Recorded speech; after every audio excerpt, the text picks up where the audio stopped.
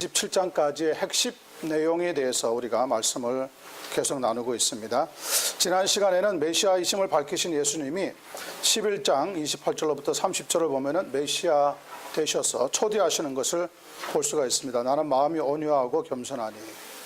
예수님의 성품이시기도 하지만 하나님의 사람들에게도 허락하고 있는 그러한 하나님의 은혜인 줄로 그렇게 생각을 합니다.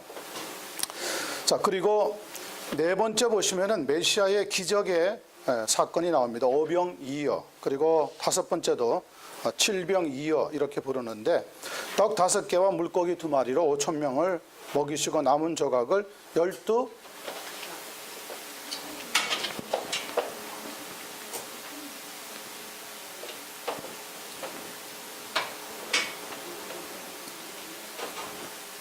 치셨나요?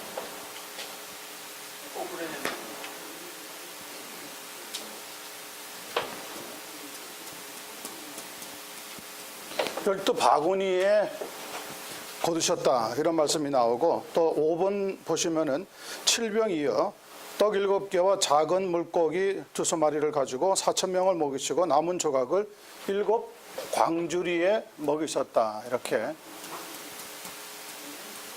나오고 있습니다.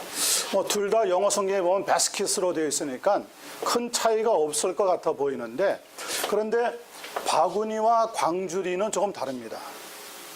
바구니는 조그만한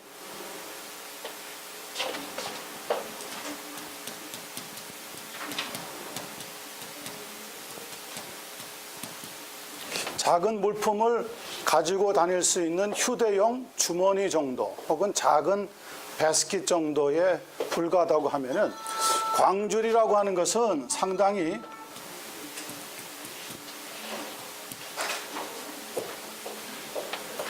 큰 백에 해당합니다. 그러니까 광주리 그러면은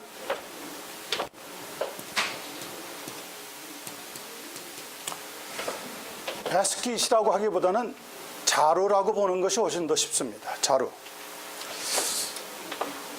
혹시 기억하시는지 모르겠습니다. 사도행전 9장에 보면은 사도 바울이 변화되고 나서 다메섹 도시에서 복음을 전하다가 그를 죽이려고 할 때 그 소식을 듣고 성 밖으로 나가게 되는데, 피신하는데 어디에 들어가서 나갔습니까? 바구니에 들어갔습니까? 광주리에 들어갔습니다. 광주리에 들어갔습니다. 그러니까 광주리는 상당히 큰 백이라고 보는 것이 훨씬 더 잘 이해가 될 수 있는 부분이라고 생각을 합니다. 자, 그리고 2번 거부당하실 것을 예고하셨던 예수님. Announcement of his rejection. 16장으로부터 20장에 보면 특별히 이렇게 몇 번에 걸쳐서 예수님이 자신이 세상을 떠날 것에 대해서 말씀을 하시는데, 첫 번째 16장 21절로부터 23절을 보면은 누가 신앙 고백을 합니까? 주는 그리스도시요 살아계신 하나님의 아들이시니다. 예, 베드로. 그렇죠? 예. 베드로의 신앙 고백을 들으시고 나서 예수님께서는 예루살렘에서 많은 고난을 받고 죽임을 당하고 제3일에 다시 살아날 것을 가르치십니다. 또 17장 22절로부터 23절에 보면은 두 번째 예고의 말씀을 하시는데, 갈릴리에서 제자들에게 인자가 장차 사람들의 손에 넘겨져 죽임을 당하고 며칠 만에요? 제3일에 다시 살아나게 될 것에 대해서 예고의 말씀을 주셨습니다. 그리고 18장에 들어가면 1절로부터 14절, 소자 중에 하나 혹은 양 100마리 중에서 한 마리도 잊어버리지 않는 것이 하늘에 계신 누구의 뜻이라 그랬습니까? 예, 아버지의 뜻. 그러니까 하나님의 뜻을 자꾸 우리가 많이 얘기하는데, 하나님의 뜻은 뭐냐면 하나님의 백성들을 한 사람도 잃어버리지 않고 다시 살아나게 하시는 것이 하나님의 뜻입니다. 하나님의 뜻을 잘못 생각하면 괜히 내가 하고 있는 일하고 자꾸 연결을 시킬 가능성이 많이 있는데, 하나님의 뜻은 그거보다도 훨씬 더 크게 보아서 한 사람의 생명도 잃어버리지 않고 하나님께서 도로 찾게 되는 것에 대해서 큰 의미에서 아버지의 뜻이다 이렇게 예수님이 가르쳐주고 있습니다. 19장 또 16절로부터 26절을 보면은 구원은 사람의 행위로가 아니라 하나님의 효과적인 부르심에 따라 은혜에 의해서 무엇으로 이루어지느냐면 믿음으로 말미암아 이루어지게 된다는 것을 가르쳐 주면서 그것이 바로 하나님의 선물이라고 말씀하고 있습니다. 20장 1절부터 19절을 보면 세 번째 예수님이 자신이 죽게 될 것에 대한 예고의 말씀을 주시고 함께 포도원 품꾼에 대한 비유의 말씀을 주고 계십니다. 거기에 한 데나리온이라고 하는 품삯이 나오는데 이것은 무슨 여부가 아니냐면 상급의 여부의 문제가 아닙니다. 상급의 문제가 아니라 구원의 여부가 하나님의 뜻이라는 것을 강조하고 있는 단어입니다. 인자가 그리고 대제사장들과 서기관들에 의해서 죽임을 당하기로 결정이 되고 이방인들에게 넘겨진 다음에 십자가에 못 박히지만은 3일 만에 다시 살아날 것에 대한 말씀이 핵심적으로 계속해서 나오고 있습니다. 그리고 상당히 많은 양을 차지하는 것이 21장부터 27장 예수님의 순환, 패션에 대한 말씀이 계속 기록됩니다. 특별히 마태복음의 주제적인 구절 말씀이라고 볼 수 있는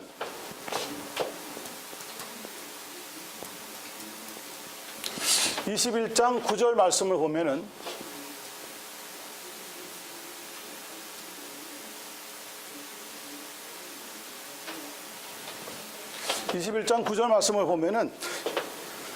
예루살렘 성에 입성하시는 메시아를 가리켜서 이스라엘 백성들이 그렇게 소리를 외치면서 찬송을 불렀다고 그랬습니다.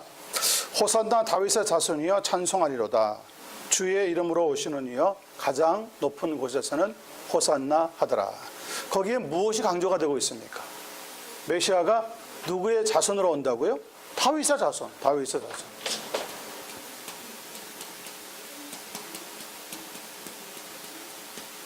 다윗의 자손이라는 것은 다른 말로 하자면 무슨 말이냐면 왕이란 뜻입니다. 왕. 그러니까 메시아는 왕으로 오시는데 다윗의 자손이시다. 그런 말이에요. 그러니까 같은 의미에서 보아야 한다는 것이죠. 그러면은 마태복음의 큰 픽처가 나옵니다. 마태복음은 유대인들에게 예수 그리스도가 누구인 것을 소개하려고 기록됐다는 거죠. 그 목적이 유대인들의 왕으로 오셨다는 것을. 그래서 21장 9절은 마태복음 전체를 찾아볼 때 상당히 주제적인 메시지가 들어있는 구절이다. 이렇게 보면 좋겠습니다. 21장 1절로부터 11절 보면 예루살렘에 입성하시는데 구약 성경에 나와 있는 스가랴서 9장 9절의 예언대로 무엇을 타고 오십니까? 다른 성경을 보면은요. 그런데 나귀를 탔다고도 기록이 되어 있고 나귀 새끼를 탔다고도 기록이 되어 있습니다. 당시에 로마 장군이나 황제들은 당당하게 어디를 갈 때 뭘 탔느냐면 백마를 탔습니다. 그리고 그 백마에 여러 가지 장식품이 달려가지고 왕의 위엄을 나타내는 그러한 모습을 보여줬습니다. 자, 그런데 메시아이시고 우리의 왕으로 오시는 예수님은 제 생각엔 그렇습니다. 이왕 예루살렘 성에 입성하실 때 백마를 어디서 한 마리 구해가지고 탁 타시고 제자들과 함께 들어왔으면 정말 멋있었을 것 같아요. 보는 사람들도 야, 정말 왕으로 들어오시는구나, 이런 감흥을 많이 불러 일으켰을 것 같습니다. 그런데 예수님은 모든 걸 다 마다하시고 구태여 나귀 새끼를 타셨다.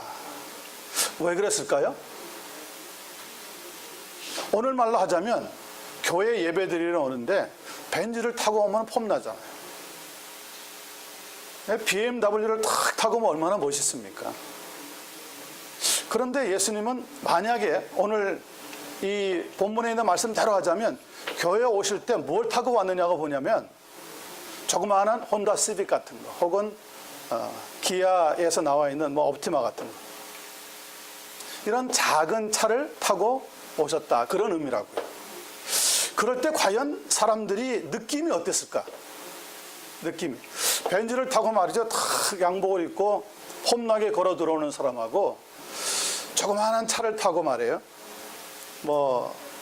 페인트도 좀 벗겨졌는지 얼룩덜룩 해가지고 약간 겉으로 볼 때도 그냥 좀 지저분한 차를 타고 파킹장에 파킹을 하고 교회에 들어오시는 모습이랑 우리가 생각할 때 참 어느 쪽이 더 우리의 눈으로 볼 때, 육체의 눈으로 볼 때 더 멋있고 흠모할 만하다 이런 생각이 들으냐면 아무래도 물질적인 영향을 많이 받은 자본주의 국가에 살다 보니까 BMW를 선호하게 되어지고 벤츠 같은 차들을 이전 옛날 같으면 롤스로이스 같은 차들을 선호하는 경향이 우리에게 있단 말이죠. 그런데 예수님은 나귀 새끼를 타셨다는 거예요. 여기에 저는 굉장한 도전을 많이 받습니다. 굉장한 도전을 많이 받습니다. 왜 초림의 주님 예수님은 그렇게 멋있는 왕들이 당시에 혹은 당시에 총독들이 타고 다니던 그런 멋있는 말을 타고 장식도 막 주렁주렁 붙여가지고 타지 않고 나귀 새끼를 굿대어 타고 오셨을까? 여기에 예수님의 특성이 들어있습니다. 성경에는 해석하기를 겸손하셔서. 여러분, 겸손이라는 게 뭡니까? 겸손, humiliation. 겸손이라는 것은요, 이렇게 사람들 앞에 굽신굽신하는 게 겸손이 아닙니다. 겸손이라는 것은 내가 무언가를 할 수 있지만 그걸 포기하고 다른 모습으로 살아가는 것이 겸손입니다. 예수님은 충분히 제자들을 통하여서 또 3년 동안 공생의 사역을 하실 때 자신의 사역들을 후원하던 많은 사람들의 도움으로 충분히 백마를 구해서 탈 수 있었습니다. 그런데 그것은 예수님의 성품이 아니었습니다. 하나님의 아들이셨기 때문에 혹은 당시에 나귀가 매여 있는데 주가 쓰시겠다 하라 그러면 풀어줄 것이다. 그런 말씀까지 다 알려주신 예수님인데 다른 걸 왜 못하겠습니까? 충분히 하실 수 있습니다. 능력도 계셨습니다. 그런데 그걸 다 사용하지 아니하시고 나귀 새끼를 딱 고르신 것은 하나님의 말씀의 예언을 그대로 이루려고 하는 모습과 함께 우리들에게는 오늘 정말 겸손이 무엇인지, 예수 믿는 사람들이 세상에 나가서 정말 이 예수님이 나귀 새끼를 타셨듯이 그런 모습을 좀 보여주면서 그러나 진실되게 산다면 저는 거기에 하나님이 원하시는 능력이 들어있다고 봅니다. 오늘 예수 믿는 사람들이 세상 사람들하고 밖에 나가서 볼 때는 비슷하거든요. 별 차이가 없죠. 별 차이가 없습니다. 세상 사람들이 좋아하는 거 우리도 좋아하고, 세상 사람들이 아끼는 거 우리도 아끼고, 세상 사람들이 가지려고 하는 거 우리도 가지려고 하기 때문에 교회 와서만 차이가 나는 거지 교회 밖에 나가면 별 차이가 안 나요. 여기에 진정한 기독교의 힘을 잃어버린 게 아닌가 그렇게 생각이 되어집니다. 자, 하여튼 예수님은 겸손의 최고치가 무엇인지를 예루살렘 입성을 하시면서 우리에게 잘 보여주고 계십니다. 22장 1절로부터 14절 혼인잔치 비유가 나옵니다. 청함을 받는 자는 많되 택합을 입은 자는 적다고 하시면서 무엇을 입지 않은 자를 바깥 어두움에 내어 보낸다 그랬습니까? 예복.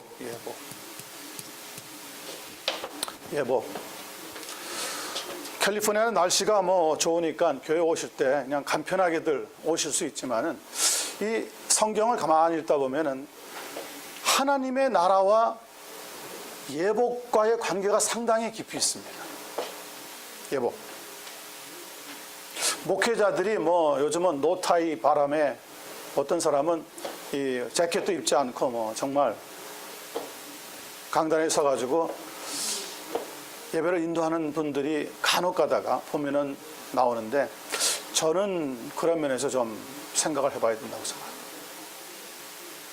나중에 우리가 요한복음을 또 잠깐 또 훑어보게 되겠지만은 예수님은 그렇게 하지 않았습니다. 예수님은 제자들의 발을 씻을 때도 겉옷을 다 벗고 있다가 끝나고 난 뒤에는 다시 입으시고 제자들에게 말씀을 전하시는 모습들을 봅니다. 예복이라고 하는 것이 로마 캐톨릭 같이 이렇게 되어 있는 그런 예복이라기보다도 우리에게 예수 믿는 성도들에게 좀 이렇게 맞는 검소하면서도 깨끗한 그런 옷들이 필요하지 않나. 천국에서 우리가 하나님 앞에 섰을 때 하나님이 준비하신 예복을 입어야 된다고 하는 말씀들을 우리는 조금은 기억을 하면서 우리 신앙생활과 함께 잘 감당할 수 있게 되길 바랍니다. 또 23장 1절로부터 36절을 보면 화 있을진저라고 7번이나 예수님은 서기관들과 당시에 가장 하나님을 잘 믿는다고 자부하던 바리새인들에게 크게 책망을 하셨는데 그들의 무엇을 보셨습니까? 그들의 외식.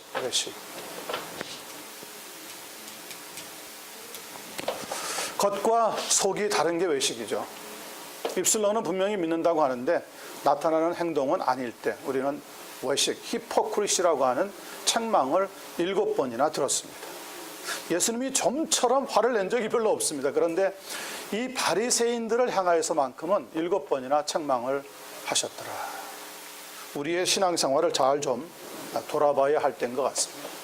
바리새인 같은 신앙생활을 하는 건 아니에요.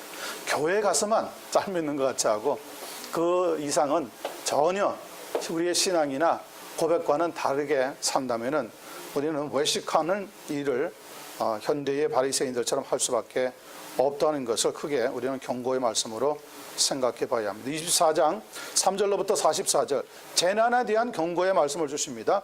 무엇이 무너진다고 했습니까? 세상 끝에 나타날 징조와 비슷함을 이것이 무너지는 것과 예수님은 견주어서 예고의 말씀을 하시면서 우리에게 예비하고 있으라고 말씀을 주셨습니다. 무엇이 무너진다고요? 성전.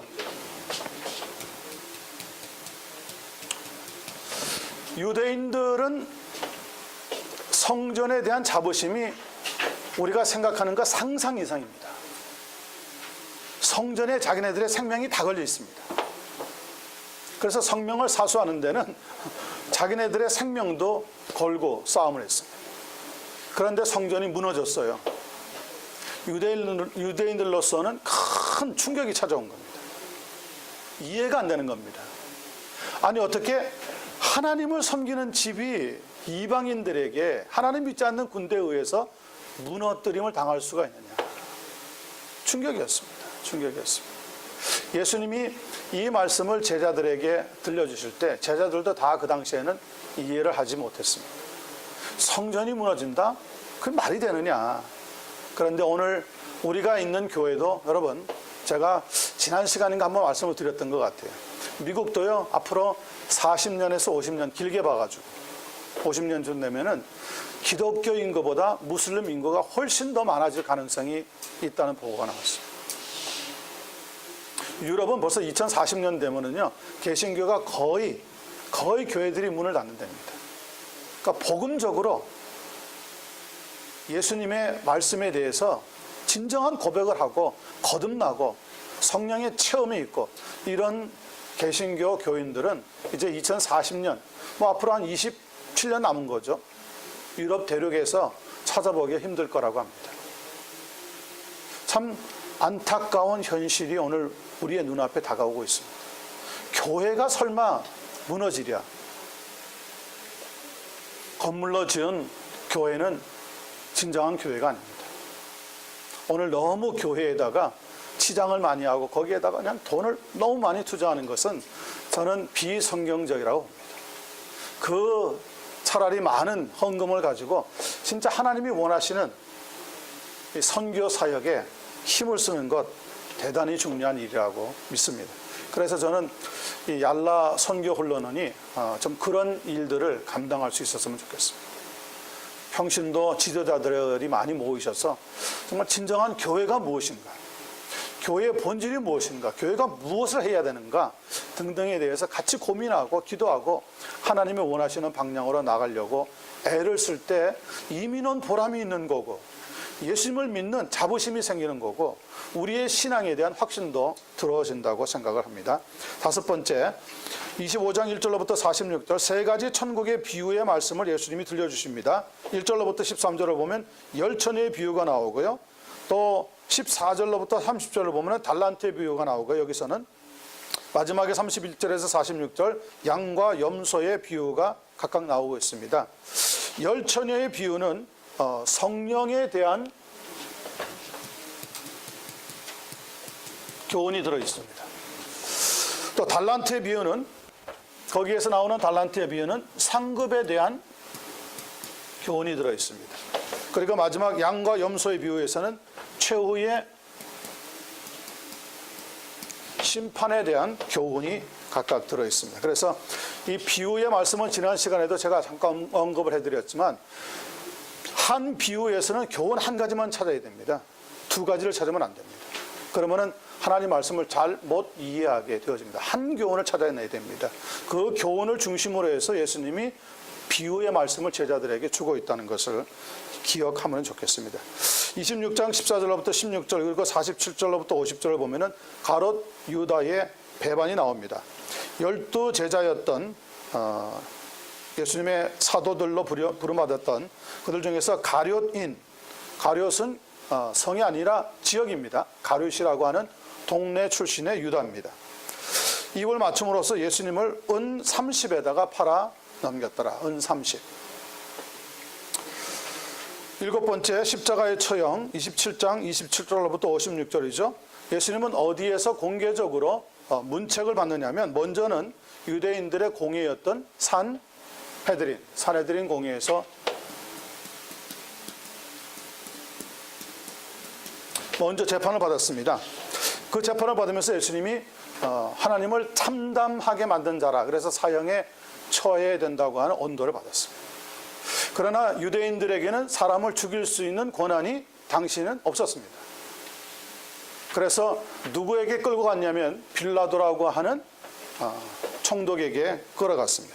그리고 빌라도의 재판장에서 사형 선고를 받고 십자가에 못 박히게 되어집니다.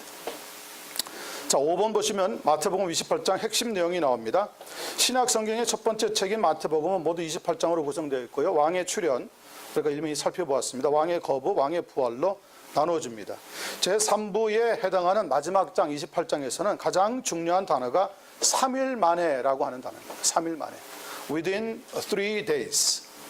그러니까 십자가의 죽음으로 단번에 once for all 단번에 우리의 무엇을 사하셨느냐? 죄를 사하셨습니다. 죄를 사하시고 3일 만에 죽은 자 가운데서 살아나셔서 우리에게 무엇을 허락하셨냐면 구원을 허락하게 되셨습니다. 예수님이 무덤에 계신 시간은 금요일 오후로부터 시작을 해서 일요일, 주일 아침까지의 기간이고요. 이거는 무슨 달력에 의해서 그러냐면 유대 달력에 의해서 그렇게 기록이 되어졌습니다. 3일 만에라고 하는 시간 측정은 바로 유대 달력에 의해 유대인들은 언제부터 언제가 하루죠? 해가 져서부터 다음날 해가 질 때까지가 24시간이 하루입니다.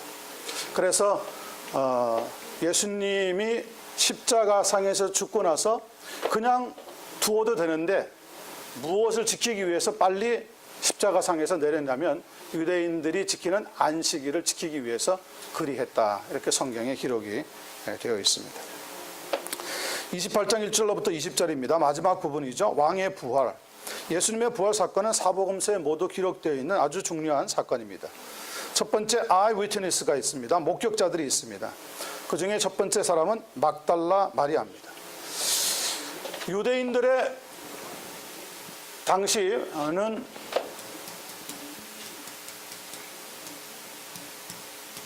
남성 위주의 문화권을 가지고 있었습니다. 예수님이 5,000명을 먹였던 오병이어의 기적도 거기 나와 있는 남자들의 수를 헤아린 것이다 이렇게 되어 있습니다. 그러니까 남자분들이 한 5,000명 정도 있었다 그런다면은 부인들도 한 5,000명 정도 있었다고 예상을 하는 것이 맞을 겁니다. 플러스 이 부부들이 자녀를 가지고 있다 그렇다면은 보통 몇 명을 가지고 있었을 것 같습니까? 지금은 뭐 패밀리 플랜 그래가지고 뭐 적기 갖기 운동들을 하고 뭐 한 집에 한 명 갖기도 하지만은 유대인들 당시에는 패밀리 플랜이라는 게 없었습니다. 그래서 자녀들을 많이 갖고 있는 집은 24명까지도 가지고 있는 집이 있었다. 그러니까 보통 평균 몇 사람이 있었냐면은 4명에서 5명이 평균은 있었습니다. 4명에서 5명. 그러니까 지금 우리가 생각하고 있는 사회하고는 완전히 개념이 다르죠. 이런 숫자적인 개념으로 생각해 보자면 오병이어를 베푸실 때 그 현장에 몇 명이 있었냐면요. 최소 10,000명에서 15,000명 혹은 2만 명까지 있었다고 보아야 합니다. 남자분들만 세웠기 때문에 5천 명이라고 그러겠지만, 그런데 이런 이스라엘의 남성 위주의 문화권에서 예수님의 부활이라고 하는 독특한 사건을 목도한 사람, 목격한 증인이 예수님의 남자 제자들이 아니라 누구라고 기록이 되어 있냐면 아주 독특하게 막달라 마리아라고 하는 여인이 기록되어 있습니다.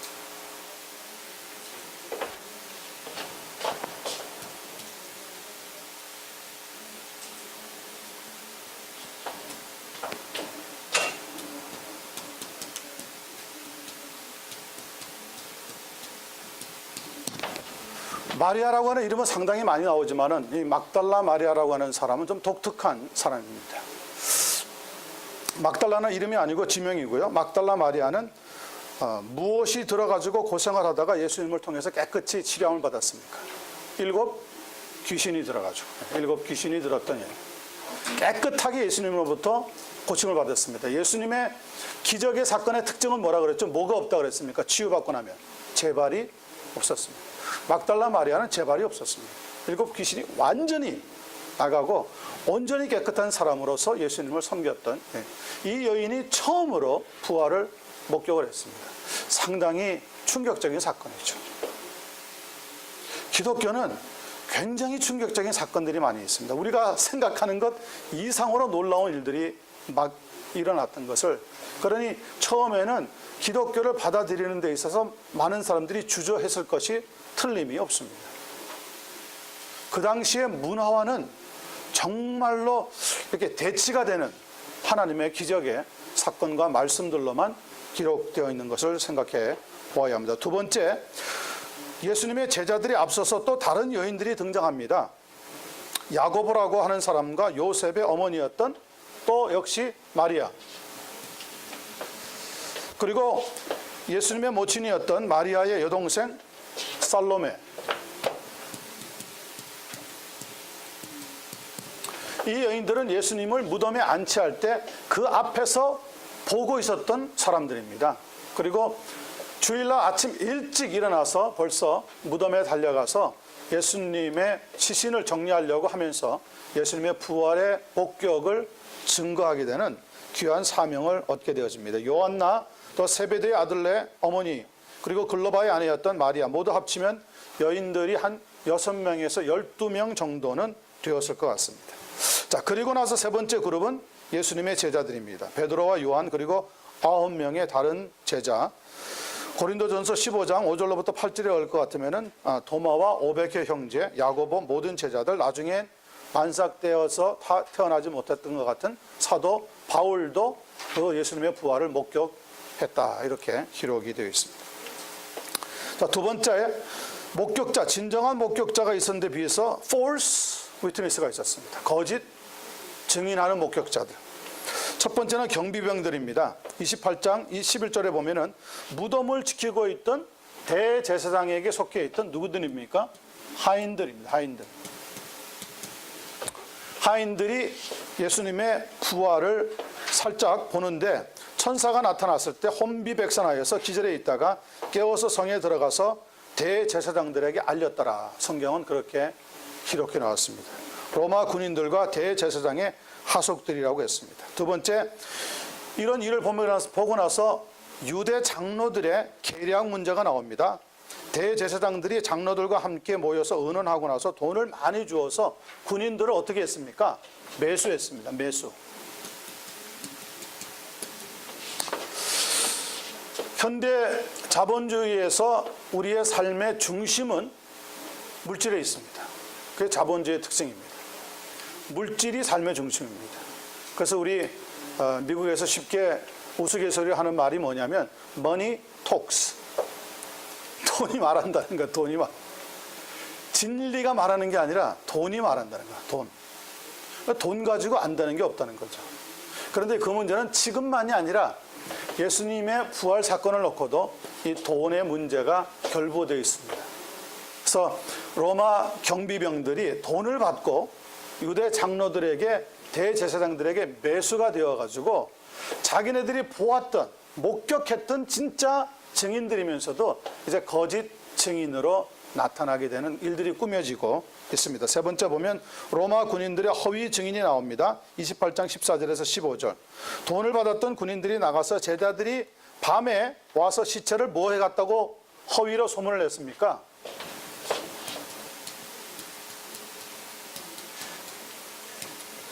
예수님의 제자들이 와서 예수님의 시체를 도둑질해 갔다는 거예요. 거기에서 나온 게 뭐냐면 부활에 관해서 첫 번째 등장하는 이론입니다. 도적설. 예수님의 시체를 훔쳐갔다. 그래서 예수님은 진짜 부활한 것이 아니다. 그런 이야기가 그 마태복음에 보면 마태가 마태복음을 쓸 때 오늘날까지도 그런 증인 이야기들이 공공연히 돌아다니고 있었다고 가르쳐주고 있습니다. 그런 것들을 다 바르게 잡고 물리치기 위해서 마태복음이라든지 다른 복음서들이 기록된 목적 중에 하나라고 볼 수가 있습니다. 이 도적설과 함께 아주 파퓰러한 이론이 기절설입니다. 예수님이 십자가상에서 피를 흘리고 죽은 게 아니라 사실은 의식을 잃고 기절했다. 그래서 진짜 죽은 줄 알고 시체를 내줬는데 서늘한 굴 속에 들어가서 있다가 보니까 다시 의식이 돌아와서 살아나온 것이다. 기절설을 주장하는 어처구니 없는 사람들도 있습니다. 그런가 하면 또 뭐가 있냐면 이제 아주 자유주의 계통에서 많이 주장하는 이론입니다. 환상설. 예수님의 제자들이 너무 예수님을 그리워하다 보니까 환상 중에 예수님이 부활하는 것을 보았을 것이다. 그래서 모두가 다 예수님의 육체적인 부활을 부인했습니다. 거기에 비해서 우리는 어떻게 믿느냐?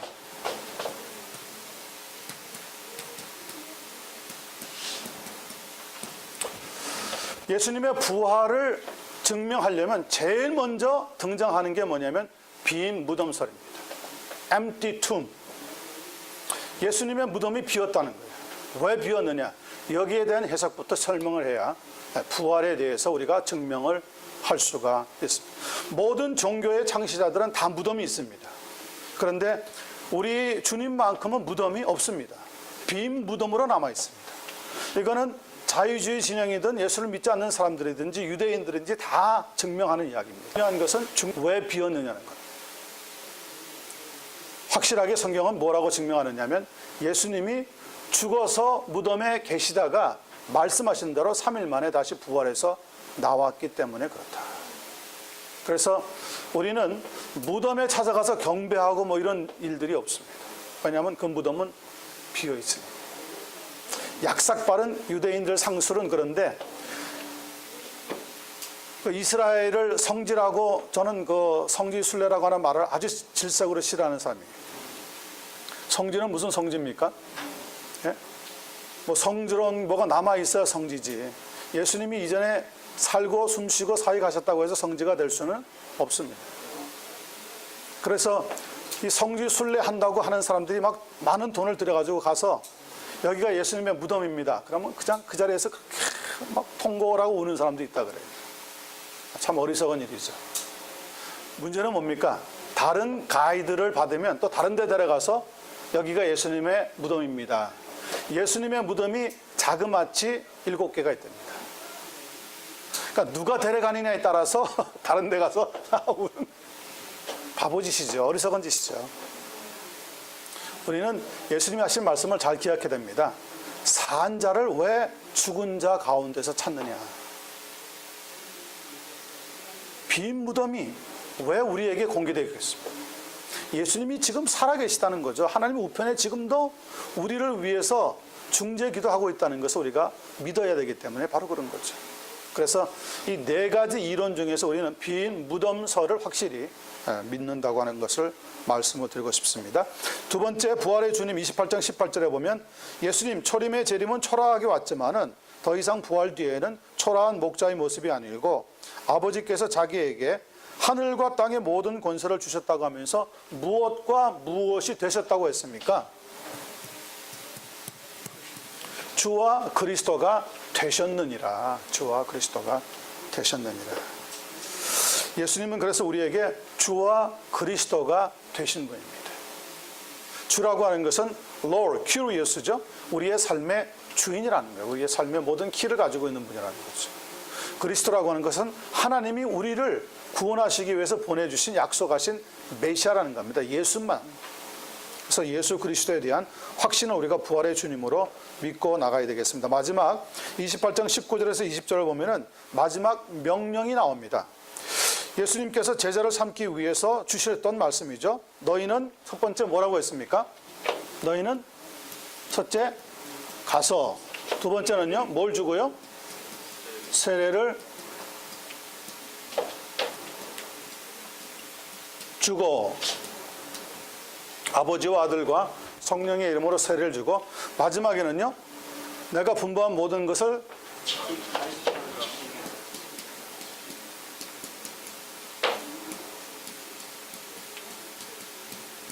가르쳐 지키게 하라.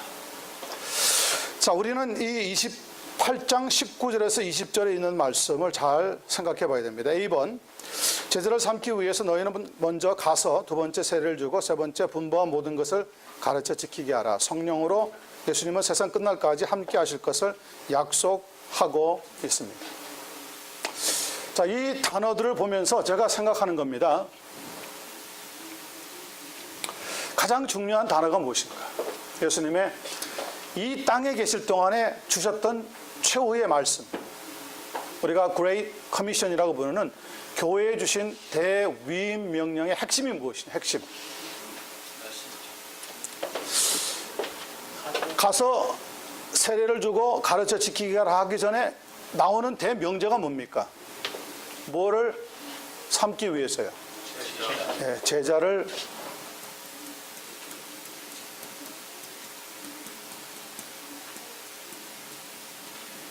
그러니까 지금 이 마태복음 28장 19절에서 20절은 네 개의 동사가 나오고 있습니다. 네 개의 동사. Make disciples, 제자를 삼으라는 거예요. 두 번째는 to go, 가라는 거죠.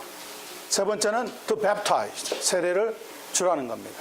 마지막에는 to teach, 가르치라는 거예요. 이 중에서 주된 동사, 주동사가 뭐냐면 제자를 삼으라는 겁니다. 제자를 삼기 위해서 우리가 취해야 하는 행동이 뭐냐? As you are going, as you are baptizing, as you are teaching, 그런 뜻이라고요. 그러니까 메인 verb는, 주동사는 제자를 삼으라는 거예요. 이 제자를 삼으라고 하는 주동사는 사실은 공관복음, 마태복음, 마가복음, 누가복음에 다 적용되는 최고의 말씀입니다. 공관복음 전체를 우리가 요약해서 한마디로 예수님이 무엇을 가르쳐 주시기 위한 것이냐라고 한다면 우리에게 제자를 삼으라고 하는 말씀을 주신 것이다, 이렇게 봅니다. 그러면 제자를 삼기 위해서는 어떻게 해야 됩니까? 제자를 만들기 위해서 가야 되는 거죠. 가서 제자를 삼아야 되니까 제자를 삼기 위해서는 가야 하는 일이 반드시 우선이 되고, 두 번째는 예수 믿는 사람들은 제자를 어떻게 삼느냐? 하나님의 보내신 예수 그리스도를 나의 죄를 위해서 죽어주신 주와 그리스도로 믿느냐 안 믿느냐, 그 고백을 듣고 거기에 우리가 세례를 주는 예식을 하는 거예요. 그러면 평생을, 그 다음부터는 우리가 무엇을 하느냐? 하나님의 말씀을 가르쳐서 지키게 하는 사역을 하는 거죠. 저렇게 가서 세례를 주고 가르쳐 지키게 하기 위한 가장 최고의 목적이 뭐냐? 제자를 삼기 위해서. 그러니까 이게 제자를 삼는 게 사실은 교회 사역의 핵심이죠. 핵심. 여러분들도 마찬가지입니다. 여러분들이 속해 있는 교회에서 나와 함께 신앙생활하면서 제자를 삼게 하는 사역들을 감당해 나가셔야 돼요. 왜냐하면 예수님이 우리들에게 주신 말씀이기 때문에. 그런데 중요한 것은 또 여기에 또 나옵니다. 모든 제자를 삼으라고 할 때 나오는 게 뭡니까? 모든 족속으로. 이 영어 성경에는 이 말이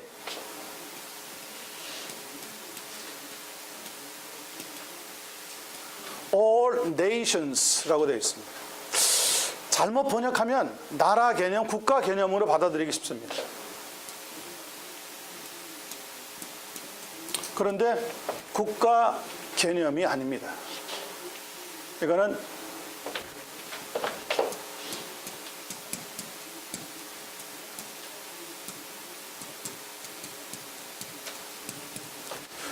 트라이브입니다. 트라이브라고 하는 것은 자기네들 고유의 언어를 가지고 쓰는 언어 부족들을 이야기합니다. 이전에는 18세기, 19세기 때 우리가 선교를 할 때 every nation으로 보았습니다. 그래서 국가를 찾아가는 거예요. 국가. 그래서 예를 들면 한국, 일본, 중국 이렇게 나라를 개념으로 해서 선교를 해왔는데 이제 한라어를 공부하시다가 보면은 여기 나온다고요. all nation이라고 하는 것이 국가 개념이 아니라 한국 말을 쓰면은 한국 민족이 되는 거죠. 제가 잠깐 얘기를 드리면 저희가 선교 사역했던 케냐, 아프리카, 동부 아프리카는 부족이 48 부족이 있습니다. 공식적으로만 등록되어 있는 부족이. 그런데 이 부족들을 케냐라고 하는 나라로 묶어놨습니다. 누가 그렇게 했느냐? 영국 식민지를 거치면서 그렇게 만들어버렸어요. 그 식민지라고 하는 것이 굉장히 무섭습니다. 제국주의적 식민지는요, 그 나라에 있는 중요한 것을 다 빼앗아가는 운동입니다. 저는 이런 면에서 선교 식민지 사역도 무서운 일이라고 생각합니다. 가서 우리가 한국 문화를 심으러 가는 게 아니에요.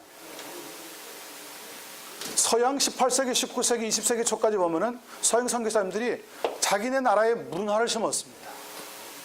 그래서 나중에는 모라토리움이라고 하는 선교사 고홈, 마치 양키 고홈 그러듯이 선교사들 집에 가라 필요 없다 더 이상, 이런 아주 반작용이 많이 선교 역사를 읽어보면 나왔습니다. 이 48부족이 말로는 케냐라고 하는 한 나라에 갇혀 있지만 자기네들 속에 들어가 보면 한 부족마다 다 언어가 다릅니다. 음식도 다릅니다. 문화도 다릅니다. 장례식을 해보면요, 어떤 데는 매장을 하는 데가 있는가 하면 어떤 데는 돌로 그냥 묻어버리는 데가 있습니다. 어떤 때는 산에 끌고 올라가서 산 위에 그냥 펼쳐놓는 데도 있습니다. 우리가 그 네팔 사람들 보면은 풍장이라 그러잖아요. 풍장. 그냥 바위 같은 데 올려다 놓고 바람에 의해서 다 말라버리게 만드는 그런 장례식도 있습니다. 부족들마다 다 달라요. 부족들마다. 우리들 눈에는 다 흑인이니까, 다 까만 사람이니까 뭐 다 똑같은 사람으로 보지만 그 속에 들어가 보면 다 달라요. 다 달라요. 이걸 어떻게 여러분 한 나라 개념, 네이션으로 볼 수 있습니까? 한 나라에 48부족이 살면 48 language tribe가 산다고 봐야 되는 거예요. 그렇게 보자면은 지금 이 땅에 뭐 유엔에 등록되어 있는 120 몇 나라가 다 전부가 아니라 수많은 하나님이 창조하신 민족은 부족별로 나눌 때 수많은 부족이 있습니다. 그 모든 부족을 숨어있는 hidden tribe, 숨어있는 부족까지 복음을 전하는 사명이 오늘 교회에 여러분과 제게 주어진 것입니다.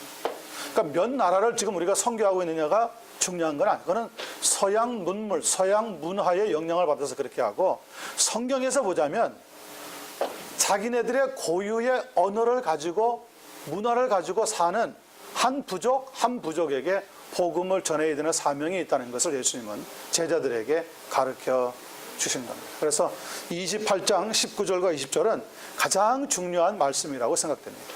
그런데 우리 기독교만 세계 선교에 대한 사명을 가지고 나가는 것이 아니라, 그 뒤에 보시면 이제 프리메이슨이라고 하는 굽이 나옵니다. 프리메이슨이라고 하는 것은 우리 나중에 우리 김명도 목사님에게 잘 물어보시고 배우시길 바랍니다. 저는 간단하게만 거기 적어 놓았는데, 프리메이슨이라고 하는 것은 혹시 영화 엑스파일 같은 거 보셨는지 모르겠습니다. 컨스피러시 같은 데 나오는 미국 정부를 뒤에서 조정하고 있는 하나의 집단이라고 볼 수 있습니다. 이들을 가리켜서 우리가 일명 뭐라고 부르냐면 그림자 정부라고 부르는 사람들이 있습니다. 이 사람들은 온 세계의 종교를 단일화시키고 통일화시키려고 하는 아주 야심찬 계획을 가지고 있는 무서운 그룹들입니다. 뭐 저는 거기에 대한 전문가가 아니기 때문에 잠깐 내용만 적어놨지만 기독교만 세계 선교를 하려고 애쓰는 그룹이 아니라 이 프리메이슨이라고 하는 그룹도 엄청난 힘을 가지고 뒤에서 역사하고 있습니다. 그래서 우리가 그림자 정부다 이렇게 부릅니다. 2번, 이들의 목표가 뭐냐면 전 세계의 정치와 경제와 종교를 통합해서 단일 세계 정부를 수립하려고 하는 겁니다. 단일 세계 정부. 거기에 대한 관계자들은 그 밑에 몇 사람들을 적어놨지만 여호와의 증인이라든지 크리스천 사이언스, 또 피라미드식으로 조직되어 있는 세계적인 기업 아무웨이도 그렇고요. 통일교, 사이언톨로지, 라마교, 몰몬교 등등 많은 종교단체와 정치 집단 등등을 아울러서 세계 단일 정부를 만들려고 애를 쓰고 있는 그림자 정부가 있습니다. 그뿐 아니라 이슬람이라고 하는 또 다른 아주 이질적인 종교 집단에서도 세계 선교를 우리만 세계 선교를 하려고 하는 게 아닙니다. 자, 그들과 우리가 예수님의 말씀을 놓고 비교할 때 우리는 어떻게 복음을 전해야 됩니까? 우리는 숨어있는 한 나라 개념이 아니라 숨어있는 언어 부족을 찾아내야 되는 거죠. 이 언어 부족들에게까지 복음이 증거되어야 합니다. 복음이. 그런 일들을 위해서 지금 혹시 이 이야기가 좀 잠깐 곁으로 나가는 것 같은데요. 예를 들면 필리핀 같은데 우리 한인 선교사님들이 약 7,000명 있답니다. 저는 그게 이해가 안 갑니다. 왜 7,000명이 필요한지. 물론 더 많으면 좋죠.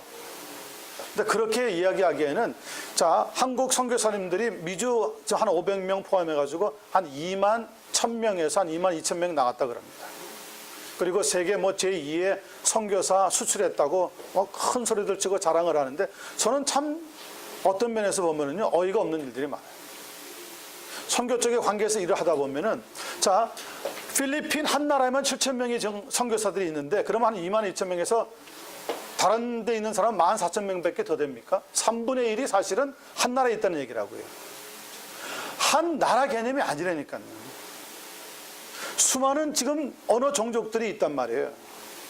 그래서 지금 21세기에 들어서 각 교회나 교단에서 우리가 얼마나 선교사를 많이 보냈느냐가 과대 포장해서 자랑할 게 아니고 정말 복음을 듣지 못하고 있는 히든 트라이브. 미국 같은 데는 뭐 듣기 싫어도 듣잖아요. 라디오만 틀면 듣고 TV 틀면 듣고 성경책도 뭐 각 종류별로 버전이 다 다르게 뭐 7개, 8개씩 가지고 있지 않습니까? 매일 우리는 들을 수 있지만 평생 죽을 때까지 못 듣는 사람들이 히든 트라이브 속에 있다니까요.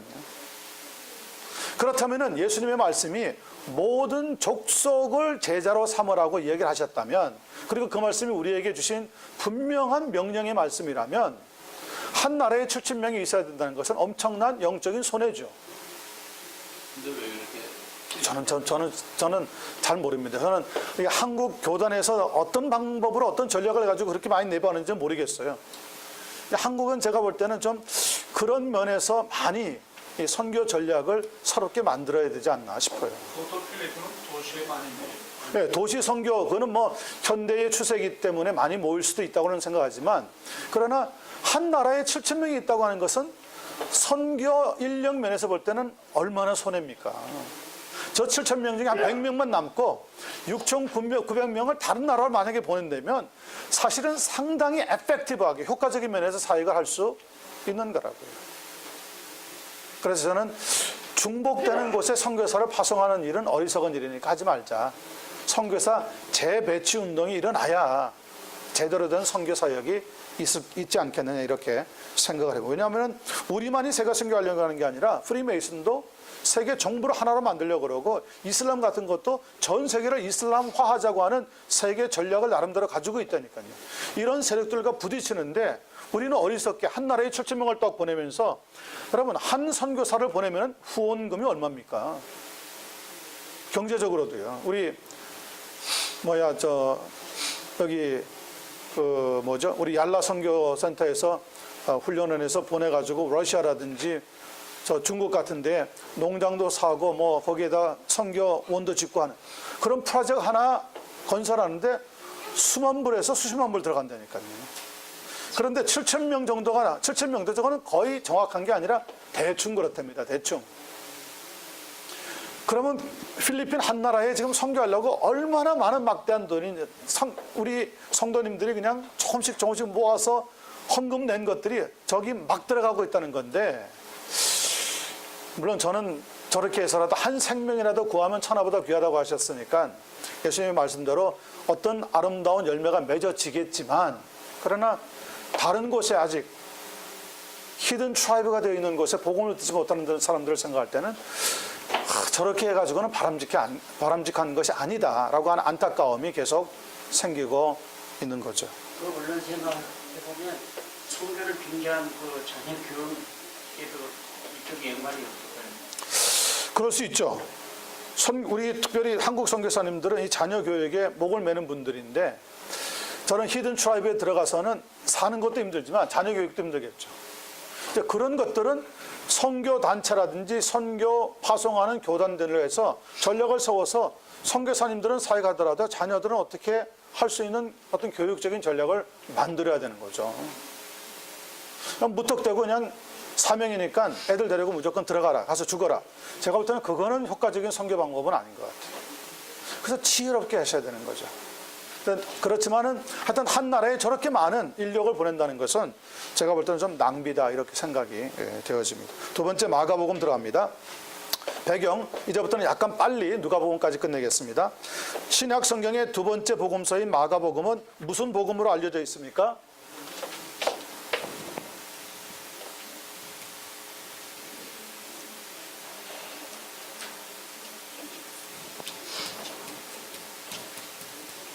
송아지 복음으로 알려져 있는 것이 마가복음입니다.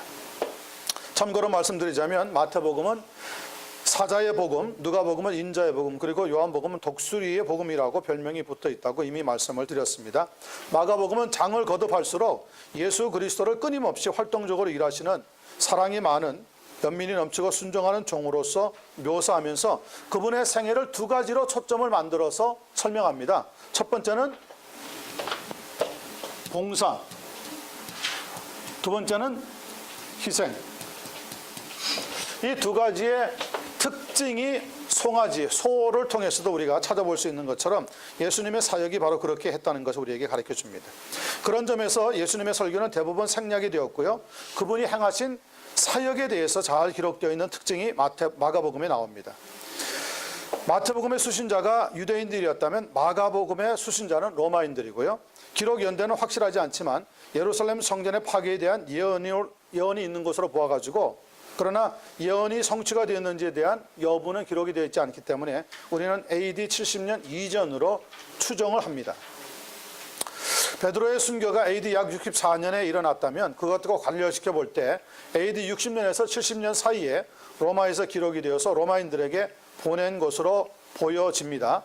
그것은 그리스도의 계보, 또 성취된 예언, 율법에 대한 언급, 다른 복음서에 많이 나타나고 있는 유대인들의 관습, 이방인들에게는 전혀 의미가 없는 많은 용어나 표현들이 사용하지 않고 있기 때문에 그렇습니다. 마가는 아람어 낱말들을 번역해 주기도 하는데 3장 17절 보면은 보아너게, 우리의 아들이라고 잘 번역을 하기도 하고요. 달리다금 혹은 에바다, 일어나라 혹은 열려라, 이런 등등을 잘 해석을 해주고 있습니다. 또 15장 22절에 골고다 등등은 다 이렇게 헬라적인 단어들을 잘 표현해서 해석을 해주고 있고요.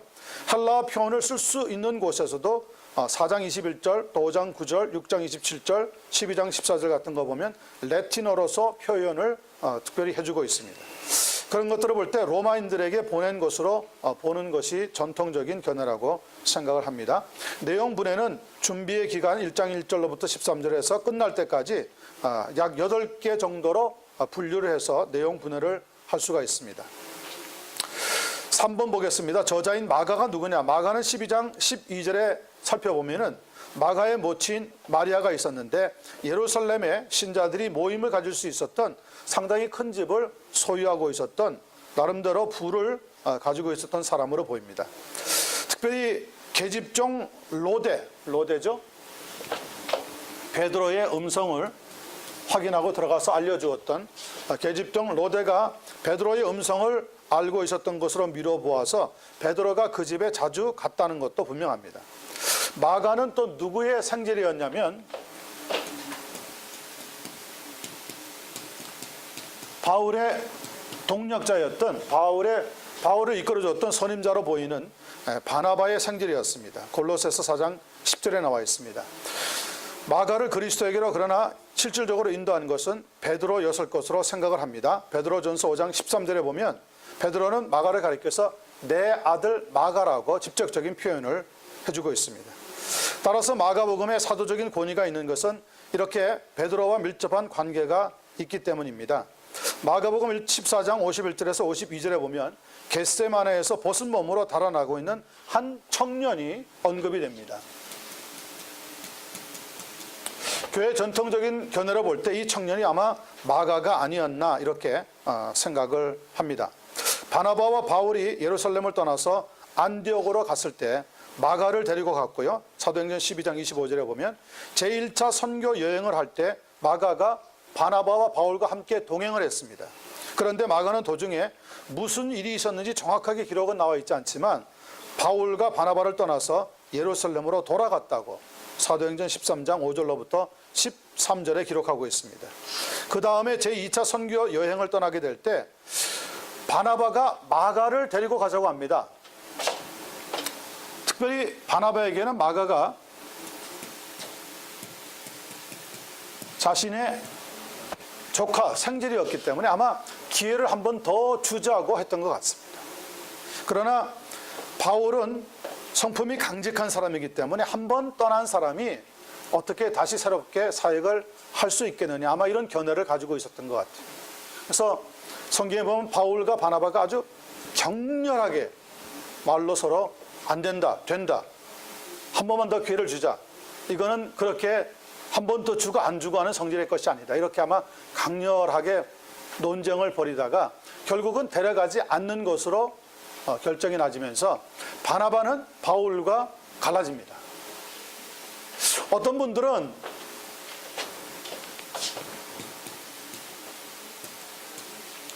바나바와 바울이 한 팀으로 있다가 마가를 데리고 가느냐 마느냐 두 번째 선교 여행을 앞두고 일어났던 논쟁 때문에 서로 갈라져서 두 팀이 되었다 이렇게 얘기하는 분이 있어요.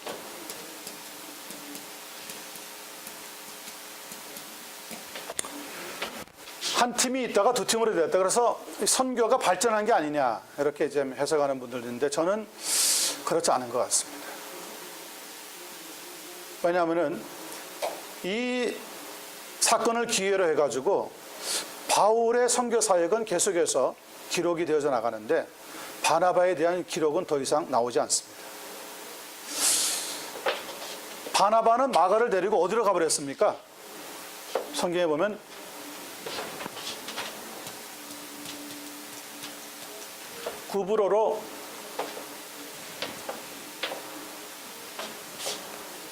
구브로로 갔다 이렇게 기록되어 있는데 구브로는 바나바의 고향입니다. 그러니까 마가와 바나바는 바나바의 고향이었던 구브로로 가서 아마 거기에 정착했을 가능성이 상당히 많습니다. 그러나 바울은 이때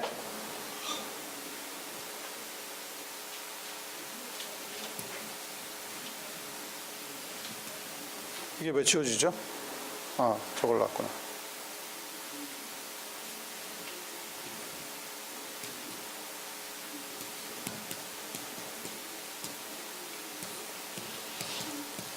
바울은 이때 실라를 택해가지고 길리기아 지방을 들어갑니다.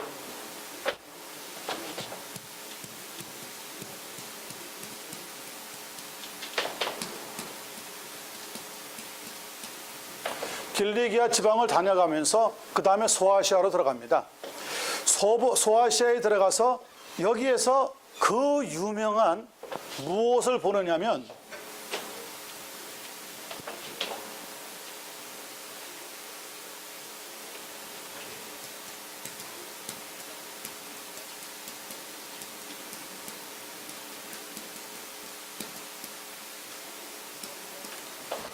마세도니아에서 온 어떤 사람이 바울의 환상에 나타나서 이리로 건너와서 우리를 도우라고 하는 그런 비전을 보게 됩니다. 그래서 1차 선교 여행만 해도 소아시아 지역에 주로 머물고 있던 선교 사역이 2차 선교 사역에 들어가서는 바울과 바나바는 비록 두 팀으로 갈라지고 말았지만 바울은 실라와 함께 소아시아 지방에서 이 환상을 보고 나서 어디로 건너가느냐면 빌립보라고 하는 유럽의 첫 관문이 되는 중요한 도시에 건너가게 되는 역사가 일어납니다. 그리고 13장, 15장 이후부터는 계속해서 이제 바울의 선교 사역이 기록되어 나갑니다. 저는 이걸 보면서 한 가지 이제 선교지에서 이제 받았던 도전 가운데 하나가 뭐냐면 선교 사역을 하는 데 있어서는 사역자들이 어떤 일이 있어도 팀을 깨지 않았으면 좋겠다. 교회에서도 저는 그렇게 생각합니다. 교회에도 가능하면은 갈라지지 않았으면 좋겠다. 목회자와 성도, 목회자와 장로 사이에 견해 차이가 많이 있겠지만 우리가 진짜 예수 믿는 성도라고 한다면 그리고 예수님의 제자가 되게 하는 사역을 우리가 감당한다면 예수님 때문에 양보하고 포기하고 져줘야 되지 않느냐. 여기에서 중요한 것은 이제 저는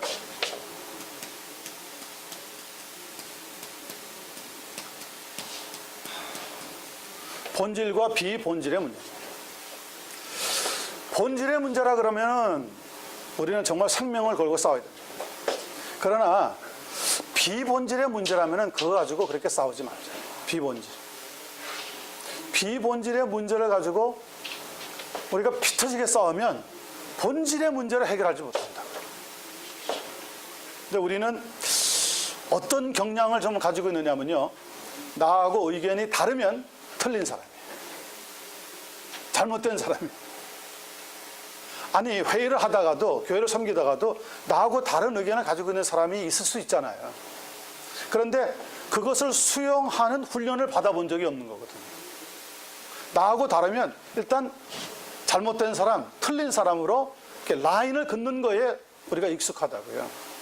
그러다 보니까 교회에서 본질적인 사역이 하나님의 말씀에 있는데 말씀에 붙여서 목사님들이 이거는 정말 생명을 걸고 싸워야 되는 일이다. 이 말씀만큼은 절대 포기 못한다. 그렇다면 성도들은 이 본질에 충성해야 된다는 거죠. 그리고 성도들 사이에 비본질적인 문제 가지고 막 의견이 다루어질 때 목사님들이 비본질적인 문제를 마치 본질적인 문제 같이 고집을 피우고 계속해서 싸움이 되면은 거기에는 화평이 있을 수 없다고. 교회에는 장로님들이 하는 사역이 있고요, 집사님들이 하는 사역이 있어요, 권사님들이 하는 사역이 있어요. 목사님들의 사역은 말씀에 있습니다. 그러니까 말씀만큼은 절대 양보하지 말고 말씀대로 살려고 애를 써야 되지만 그 이외에 다른 어떻게 운영하는 거라든지 등등은 우리는 비본질에 속하는 사역이기 때문에 성도들에게 위임해 주는 것이 가장 아름답다, 이렇게 생각을 해보게 돼요. 저는 이 바울과 바나바의 사역에 대해서 상당히 많이 우리 선교학을 할 때 많이 다뤘거든요. 저렇게 훌륭하게 사역을 했던 분들도 마가 한 사람 넣고 일꾼 한 사람 넣고 의견이 달라져 가지고 두 팀이 되고 한 팀은 계속 사역했지만 한 팀은 역사의 무대에서 사라지는 게 너무너무 안타깝다. 왜? 여러분, 바나바가 어떤 사람이었습니까? 바울을 다소에까지 내려가서 함께 사역하자고 안디옥으로 이끌어온 사람이잖아요. 그렇게 귀한 관계가 이어졌는데 중간에 마가라고 하는 사람 한 사람 때문에 두 팀으로 막 나눠져 가지고 또 어떻게 두 사람이 얼마나 격렬하게 논쟁을 하고 싸웠는지 결국 갈라설 수밖에 없는 단계까지 이르게 된 것은 성경에서 우리에게 큰 교훈을 주고 있다고 생각이 되어집니다. 자, 바나바는 마가를 데리고 구브로로 갔고요, 바울은 실라를 데리고 수리아와 길리기아에는 바울의 뭐가 있었냐면 고향이었던 다소가 있던 데입니다. 길리기아 쪽으로 내려갔습니다. 그래서 팀은 결국 갈라지고 맙니다. 그럼에도 약 12년이 지난 다음 AD 62년경이죠. 바울은 로마에 투옥되어 있을 때 마가와 함께 있었다고 하는 것을 보면 나중에 바나바는 더 이상 세상에 있었지 않았던 것 같고요. 마가는 이제 독립이 되어가지고 아마 바나바의 권유를 받았겠죠. 네가 두 번째 선교 여행을 떠날 때 너를 놓고 내가 함께 사회가 바울과 갈라지고 말았었는데 이제는 네가 바울에게 찾아가서 모든 걸 화해하고 하나님의 복음을 위해서 사역을 했으면 좋겠다. 아마 그런 권면이 나름 있었을 것 같아요. 그렇게 해서 바울이 이 마가를 또 같이 받아들여서 사역이 되어지는 것을 볼 수가 있습니다. 골로새서 4장 10절 또 빌레몬서 1장 24절에 보면은 그런 말씀들이 기록되어 있고요. 바울은 생애 말년에 디모데후서 4장 11절에 보면 마가를 가리키면서 이렇게까지 이야기합니다. 저가 나의 일에 유익하니라. 그래서 아름다운 화해와 결과를 맺었다는 것을 충분히 우리는 살펴보게 되었습니다. 네 번째, 파피우스 말입니다. 사도 요한의 제자였던 파피우스가 AD 70년에서 약 150년에 생존해 계셨던 분인데 주님의 설교 해석에 있어서 장로들과 그의 제자들에게 물어본 것을 기록을 했다고 합니다. 이 장로들의 말에 의할 것 같으면 베드로의 통역자였던 마가는 그가 기억할 수 있는 모든 것을 정확히 그러나 순서는 고려하지 않고 그리스도의 말씀과 행동을 기록을 했다는 겁니다. 그는 주님으로부터 직접 무엇은 받지 못한 사람이었습니까? 부름을 받은 사람은 아닙니다. 또 주님의 직제자도 아니었습니다. 주님의 지자라고 하는 것은 사도라고 하는 의미죠. 직제자도 아니었지만 후에 베드로와 가까이 지내면서 필요할 때마다 주님의 사역과 교훈에 대해서 말씀을 많이 들었습니다. 물론 베드로는 예수님에 관한 복음서로 만들도록 가르치지 않았겠지만 그러나 마가는 자신이 기억하고 있는 것을 기록하는데 잘못되지 않게 되었습니다. 물론 성령께서 감동하신 거죠. 그 후에 그가 들은 것을 하나도 빠뜨리지 않고 거짓이 없이 기록한 책이 나오게 되는데 그것이 마가복음이라고 보여집니다. 예수님의 공생의 기간 동안에 복음서에 따를 것 같으면 예수님의 시작하여서 받은 세대가 가을쯤에 해당이 되고요. 예수님의 공생의 기간 동안에 6월절이 3번 있었다고 기록하고 있습니다. 요한복음 2장 13절에 보면 성전을 깨끗이 할 때 처음으로 예루살렘에 올라갔고요. 또 6장 4절 5천 명을 먹일 때 그리고 십자가에 못 박히시게 되는 누가복음 22장 15절에 따르면 3번 올라가는 기간이 나옵니다. 그러므로 예수님의 공생의 기간은 완전한 몇 년이 되겠습니까? 3년이 되는 거죠. 예수님의 사역은 공생의 사역은 완전한 3년이 바로 6월절과 연결되어서 우리가 생각해 보게 되어집니다. 그리고 마가복음 1장 29절로부터 31절을 보면 예수님께서 베드로의 장모를 고쳐주신 사건이 기록되어 있는데 따라서 베드로에게는 아내가 있었다는 것을 알 수가 있습니다. 예수님의 첫 번째 기적도 결혼에 대한 갈릴리 가나에서의 축복이었던 것을 우리는 잘 알고 있습니다. 마가복음에 나타났던 그리스도 여섯 번째입니다. 마가 요한은 예수님을 한결같이 사람들의 육신적 또 영적인 필요를 공급하시려고 활동하시는 한편 하나님께 순종하는 종으로 묘사를 하고 있습니다. 그러므로 예수님의 조상과 탄생에 대해서는 언급하지 않고 있고 곧장 1장에 보면 공생의 사역으로 들어가서 기록합니다. 마가복음에는 이같이 예수님을 하나님의 유일한 종으로서 그분의 권세와 능력을 분명하게 나타내고 있고요. 그분을 하나님의 아들로서 인정하는 것을 우리에게 보여주고 있습니다. 마가복음의 핵심적인 메시지를 봅니다. 가라사대 때가 찼고 하나님의 나라가 가까웠으니 회개하고 복음을 믿으라고 하는 것이 마가복음 1장 시작하자마자 나옵니다. 그런데 가장 중요한 핵심적인 메시지는 10장 45절에 있습니다. 인자에 온 것은 섬김을 받으려 함이 아니라 도리어 섬기려 하고 자기 목숨을 많은 사람의 대속물로 주려 함이라. 아까 말씀드린 거죠. 두 자로 말하자면 봉사와 희생. 그래서 마가복음을 일명 우리는 송아지 복음이다 이렇게 설명도 하기도 합니다. 봉사하는 것, 복음의 시작과 확산이 1장 1절로부터 45절, 예수님의 권세와 도전자들에 대한 말씀들이 2장 1절에서 3장 6절, 그렇게 해서 쭉 보면 11가지로 우리가 나눠지고요. 십자가의 죽음과 부활에서의 부활 마지막 부분으로서 우리는 전체를 살펴볼 수가 있습니다. 12 제자를 택한 문제에 대해서 잠깐 우리가 언급하고 지나가겠습니다. 예수님의 제자가 12명이 나오는데 사복음서를 살펴보면 이름들이 공통적으로 나타난 이름도 있고 약간은 좀 다른 이름들이 나오기도 합니다. 그래서 12 제자에 대한 전체적인 것을 다시 한번 살펴보고 의미도 좀 살펴보면서 이 시간에 지나가겠습니다. 1번 시몬이라고 하는 제자가 나옵니다. 그에게 예수님이 만나고 나서 개발하고 새 이름을 주셨는데 베드로, 페트로라고 하는 뜻이죠. 그 뜻은 무엇이라고 그랬습니까? 베드로라고 하는 뜻은 반석이다 이런 뜻을 가지고 있다고 그랬습니다. 벳세대 사람이고요.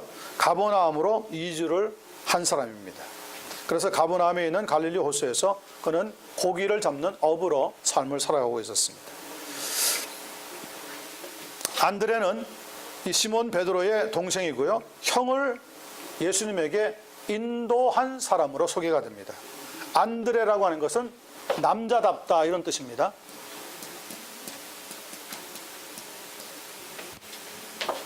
세 번째 야고보. 야고보는 아버지가 세베대였고요.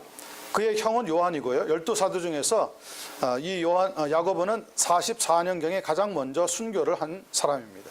야고보라고 하는 것은 그 뜻을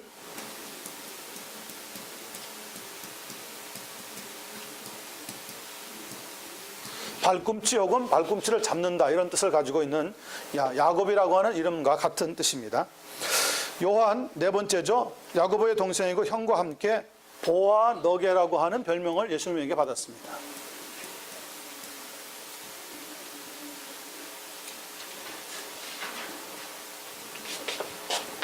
보아너게라고 하는 것은 우리의 아들 이런 뜻입니다. 그러나 나중에 그는 사랑의 사도가 될 정도로 성품이 완전히 변화가 되어집니다. 빌립, 시몬과 안드레와 같은 벳세다 출신이고요. 나다나엘이라고 하는 사람을 예수님에게 인도했습니다. 빌립이라고 하는 것은 말하기를 좋아한다 그런 뜻입니다.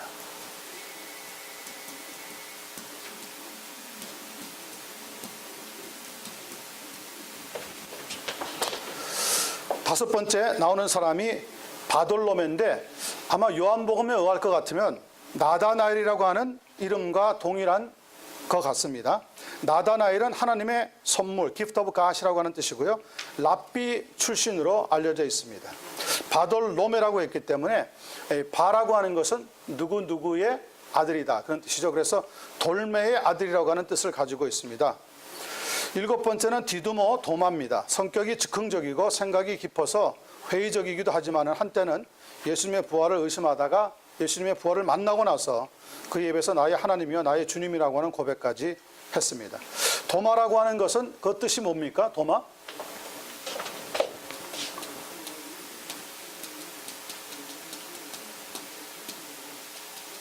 도마라고 하는 것은 트윈, 쌍둥이라고 하는 뜻입니다. 그래서 아마 이 도마에게는 형이나 동생이 있었지 않나 이렇게 우리가 짐작을 해보게 됩니다. 여덟 번째 마태가 나옵니다. 마태는 마태복음의 저자이죠. 세리 출신이었고 레위라고도 불렀습니다. 레위는 연합됨 이런 뜻을 가지고 있습니다. 아홉 번째 나오는 사람은 알페오의 아들 야고보입니다. 작은 야고보, 제임스 더 리틀이라고 불렸는데 아마 키가 작아서 그렇게 불렸을 것 같습니다. 열 번째 나오는 사람은 다데오입니다. 야고보의 아들 유다와 같은 사람으로 렙바이라고도 불렀습니다. 다데오라고 하는 뜻은 칭찬이라고 하는 뜻입니다. 칭찬. 11번째 가나안인 시몬이 나옵니다. 이 사람은 예수님의 12 제자 가운데서 유일하게 셀롯인이라고 하는 이름이 붙어 있습니다. 그 말은 열심당원이라는 뜻이고요. 세리와 셀롯인은 그 당시에 서로 반대되는 세력에 속해 있던 사람입니다. 세리는 로마 식민지 정부의 편을 들고 있던 사람들이고 셀롯인이라고 하는 사람은 로마 정부에 반대하는 그룹들이었기 때문에 서로가 서로에게 좋은 감정을 가지고 있지 않았습니다. 가롯 유다, 유일하게도 갈릴리 사람이 아닌 유다고요. 그릿옷이라고 하는 뜻인데 그릿옷이라고 하는 뜻을 가지고 세상적인 야망을 가지고 있다가 예수님을 배반한 사람입니다. 배반. 그 이름이 유다인데 유다는 원래 프라이즈라는 뜻이거든요. 근데 유일하게 그 이름같이 살지 못한 사람이 가롯 유다라고 하는 사람입니다. 예수님을 은 30에 팔았던 사람입니다. 다시 한번 요한복음 나올 때 우리가 가롯 유다에 대해서 살펴보게 될 겁니다. 자, 그러면은 사도행전을 열어보면 1장에 마띠아라고 하는 사람이 나옵니다.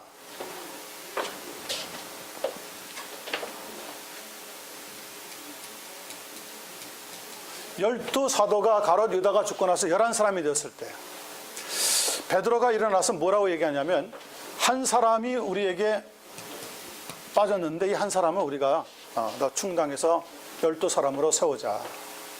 그때 사람들이 모인 자리에서 제비 뽑아서 선출한 사람이 마띠아라고 하는 사람이에요. 마띠아.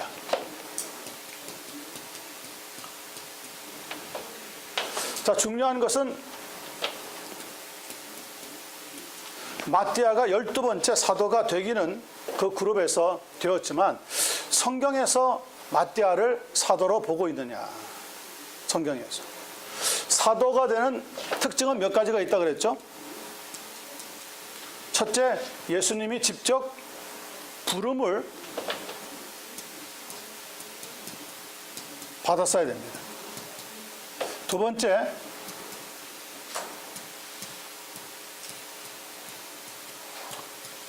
예수님의 생애를 같이 보낸 사람이어야 했습니다. 세 번째,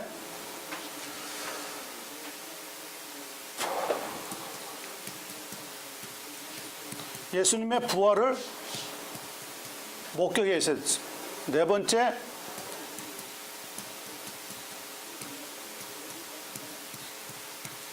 성경을 기록하는 어떤 권위가 있었어야 됩니다. 이렇게 한 4가지 정도로 우리가 사도가 될 수 있는 퀄리피케이션, 자격에 대해서 말씀을 한다면, 마띠아는 예수님이 직접 부르신 적이 없습니다. 예수님의 생애를 보았는지는 확실히 모르지만 보았다고 하더라도 예수님의 부활도 목격했을지도 모릅니다. 500여 증인들이 있었으니까. 이 2가지는 그렇다고 하더라도 성경을 기록한다든지 예수님의 직접, 특별히 가장 중요한 것은 예수님이 직접 불러야 되는 문제가 있는 건데, 마띠아는 예수님으로부터 부름받은 게 아니었습니다. 자, 그래서 우리는 마띠아 대신에 누구를 설명하려냐면 바울 사도를 설명합니다. 바울은 예수님으로부터 직접 부름을 받았습니까? 안 받았습니까? 어디에서 받았죠? 예, 다메섹이라고 하는 곳에 올라갈 때 받았습니다. 무엇이라고 받았습니까? 그는 나의 택한 그릇이다. 자, 예수님의 부활을 목격했습니까? 안 했습니까? 살아나신 분을. 그렇죠. 예수님은 이미 승천에 계셨지만 바울에게 나타날 때는 부활의 주님으로 나타나셨습니다. 또 바울은 성경을 기록했습니까? 안 했습니까? 예, 기록했습니다. 이제 문제는 예수님의 생애입니다.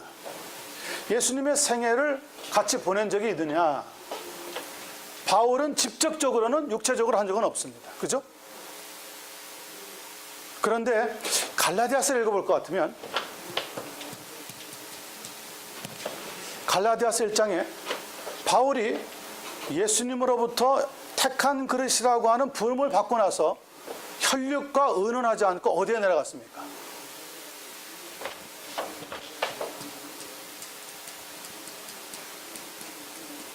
아라비아로 내려갔다. 아라비아 내려가서 몇 년 동안 3년 동안 아라비아에서 예수 그리스도의 계시를 받는 훈련을 받았습니다. 그래서 예수님의 생애에 대해서도 계시를 통하여서 3년 동안 아라비아에 있는 동안에 충분히 배웠을 가능성이 있다고 우리는 보였습니다. 그래서 이 4가지 조건을 충족시킬 만한 진짜 12번째 사도는 마띠아가 아니라 바울이라고 하는데 우리는 전혀 의심하지 않고 받아들일 수밖에 없습니다. 이방인의 사도로 나중에 세움을 받은 사람이 바울입니다. 그렇게 해서 거기 보면은 네모 안에 마태복음, 마가복음, 누가복음, 사도행전 이렇게 쭉 적어서 의미를 거기에 기록해 놓았습니다. 시몬과 안드레, 야고보, 요한, 빌립, 바돌로메, 도마, 마태, 알페오의 아들 야고보, 다데오, 가나안인 시몬, 가룟 유다. 저는 여기 나와 있는 의미들은 사도행전 1장 13절에 있는 말씀에 따라서 같이 의미를 적어본 겁니다. 베드로, 그리고 야고보, 요한, 안드레, 빌립, 도마, 바돌로메, 마테, 알페오의 아들 야고모, 셀롯이라고 하는 시몬, 야고보의 아들 유다, 다데오이죠. 그리고 마띠아가 아니라 기록은 마띠아라고 되어 있지만 사실은 12번째 사도는 바울이다. 이렇게 보는 것이 가장 정통적인 견해라고 생각을 합니다. 마귀에 대해서 잠깐 살펴보고 마치겠습니다. 예수님은 마귀에 대해서 이렇게 말씀하십니다. 원수라고, 혹은 악한 자, 혹은 거짓의 아비, 이 세상의 임금, 사탄, 원수, 말씀을 빼앗는 자 등등이라고 설명합니다. 성경은 마귀에 대해서 이렇게 말씀하고 있습니다. 이 시험하는 자, 귀신의 왕, 그리고 귀신 들리는 근원, 예수를 팔려고 하는 생각을 넣은 자, 이 세상의 신, 공중의 권세 잡은 자, 광명의 천사로 가장하는 자, 우리의 대적 마귀, 전 세계를 꿰이는 자, 큰 용 혹은 옛뱀, 아담과 하와를 꿰인 자, 바울의 육체에 가시를 준 자, 전도를 방해하는 자, 아나니아에게 거짓을 말하게 한 자, 불신자의 마음을 혼미케 하는 자, 거짓 역사를 행하게 하는 자, 불의로 속이는 자, 우는 사자같이 다니는 자, 간계를 부리는 자, 불순종하는 아들의 속에서 역사하는 영, 다윗의 마음을 격동시킨 자, 욥에게 고통을 준 자, 여호수아의 적, 그리스도인을 이용하는 자, 죄를 행하여 사탄의 자식이 되게 하는 자, 하늘에서 불이 떨어지게 하는 자 등등이 계속해서 쭉 설명이 성경에 기록되어 있습니다. 그래서 우리가 적도 알아야 됩니다. 우리의 영적인 싸움은 혈과 육이 아니라 그랬습니다. 혈과 육이 아닙니다. 우리의 싸움은 공중에 권세 잡고 있는 악한 영들에 대한 싸움입니다. 그래서 마귀를 이기려면 어떻게 해야 됩니까? 베드로전서 5장 9절 성경 혹시 가지고 계시면 한번 열어보겠습니다. 너희는 믿음을 굳건하게 하여 그를 대적하라. 이는 세상에 있는 너희 형제들도 동일한 고난을 당하는 줄을 알라. 마귀를 대적하는 방법은 하나입니다. 무엇을 굳건하게 해요? 믿음. 믿음을 굳건하게 해라. 근데 이 믿음이 어디서 생깁니까? 하늘에서 뚝 떨어지나요? 교회생활 오래 하면 믿음이 생기나요? 로마서 10장 17절에 보면 믿음은 데피니션이 나오죠? 설명이 나옵니다. 믿음은 어디에서 나오고요? 들음에서 나며, 들음은 그리스도의 말씀으로 말미암습니다.